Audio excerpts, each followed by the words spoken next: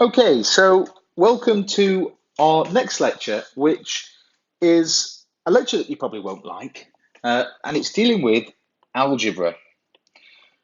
So before I start, let's basically put it out there.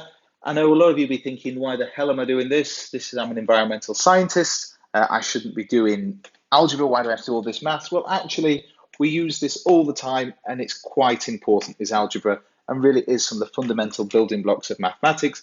And I think if you talk to any of the lecturers or professors that you have in the coming years, and you ask them about how they deal with statistics, you'll find that a lot of the statistics they use is actually based on the algebra.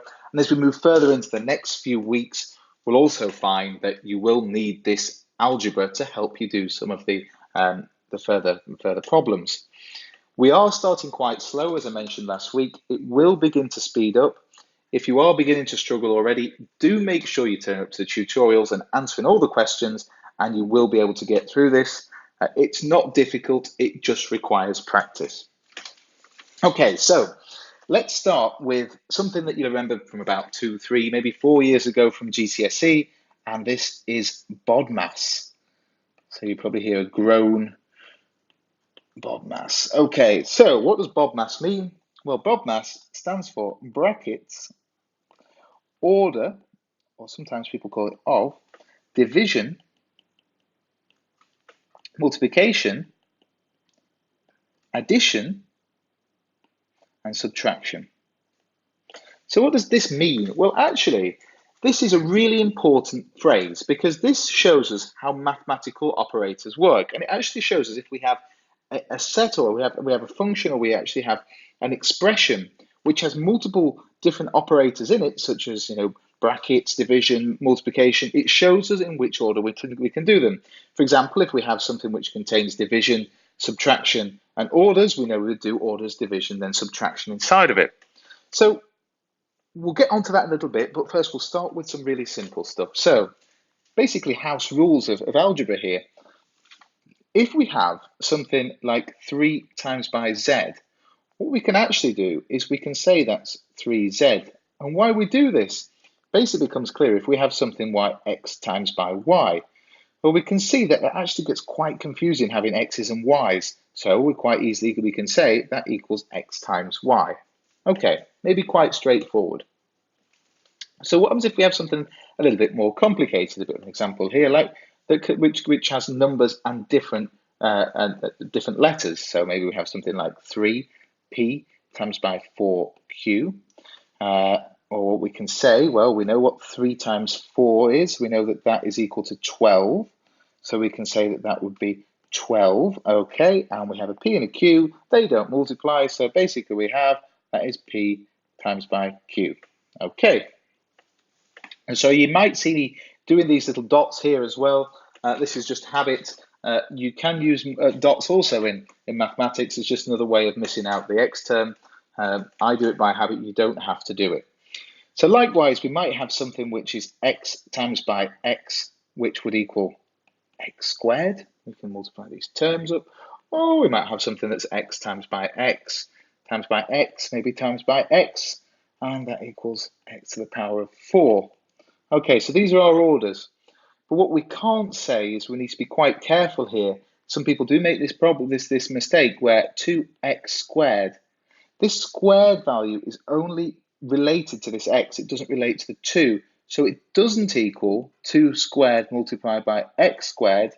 It actually only equals 2 multiplied by x squared. So do be careful when you're using these terms. Okay, so we're going to bring in something a little bit more which you're going to hate, which is fractions. So I know there's always a groan when fractions are involved. So maybe we have an expression which is something like x divided by xy times by 2xy all over 2y. Okay, so let's think what we can do here. Let's try and, how are we going to get this terms to work? So we have x here, we have a 2xy, so we can say that's 2xy times by x all over 2y times by xy. We can then begin to neaten up these terms, and we'll be here. So we have 2x's here, so that will be 2x squared y. And what do we have here? We only have one x here, so we can say that is 2xy squared. So you might be wondering why I've done this and put the y in front of the x. It doesn't really matter. Just some mathematicians like to put things in alphabetical order. There's no real reason behind it. So what we can say here, let's think of some like terms. Well, this crosses with this divides by this, and the 2's cancel, and we have something then that equals x over y. Okay, so we also might have a problem where we have division. So division of fractions, you might remember this, you might not remember this, but let's just go through it quickly. X divided by xy, we could say that division of 2xy all over 2y, well, actually, we have a small trick where we can change this, the denominator for the numerator, and that becomes a multiply. So the problem then becomes x over xy times by 2y divided by 2xy. Okay, so we can do some more simplification here, and we can say that 2xy all over, we have our 2 again here, we have an x and an x, so that's x squared, and then that would be y squared as well.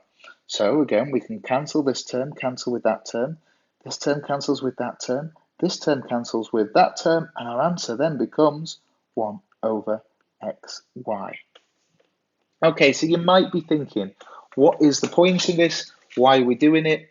Well, when we come to look further at calculus in the next few lectures, when we look at line equations, you'll actually see that these simplifications are actually really important. So let's think of something a little bit more complicated, maybe in looking at BODMAS now. So we can say 4pq, let's put some brackets around here, times by 5. So we need to bring back this BODMAS. So what have we got here? Brackets. So we've got brackets. So can we do anything inside the brackets? No. We have an order. Okay, so we have 4pq. I'm going to say that's 4pq. Okay. Multiplication. Well, we don't have a division, sorry. No division. But we do have a multiplication. So we have this times by 5. Okay, so let's tidy up this what we have now. We can say that equals, so 4 times by 4 is 16. We have a p times a p, which is p squared. We have a q times a q, that's q squared. And we multiply this all by 5. So this then leads to, well, we know that 16 times by 5 is the same as 8 times by 10, which is 80 p squared q squared. And that would be our answer. Okay, so let's think of a slightly more difficult one with a division. So what happens if we have something like ax squared divided by y, they're all divided by x divided by ay squared. Okay, so let's just make this a little bit neater, and we use our trick again, so we can say that is ax squared, all divided by y, multiplied by ay squared all over x.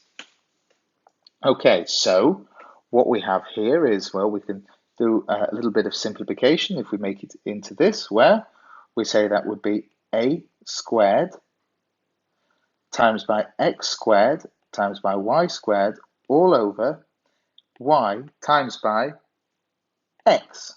Neaten this up, we see that we have this that cancels with this that cancels with this, and our answer would be a squared xy. Okay.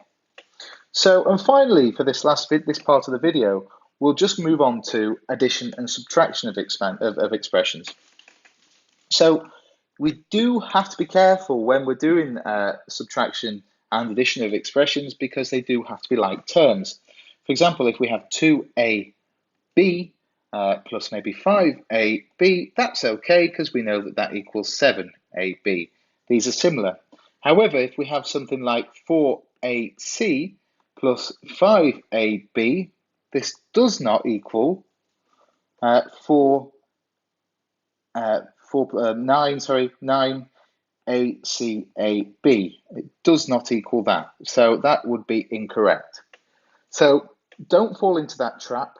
You have to have like terms. We'll do a quick example, a little bit more complicated. We're going to have to bring BODMAS back out here. So 5x will be asked to simplify 5x minus 3 in brackets 4 minus x. Okay, so we bring BODMAS here.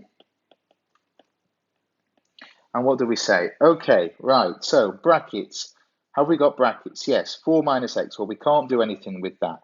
Okay, so order. We don't have any orders. Okay.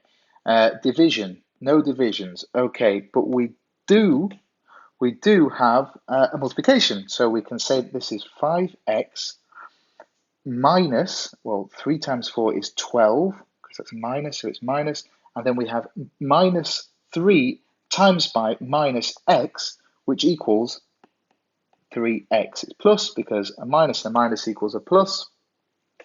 And then we can do a little bit of tidying up.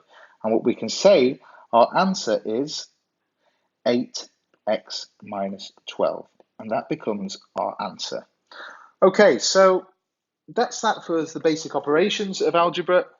We'll now move on to the next video in a minute or two. Do follow on, and this will look into expanding brackets and how we can look at line equations and the beginnings of line equations too.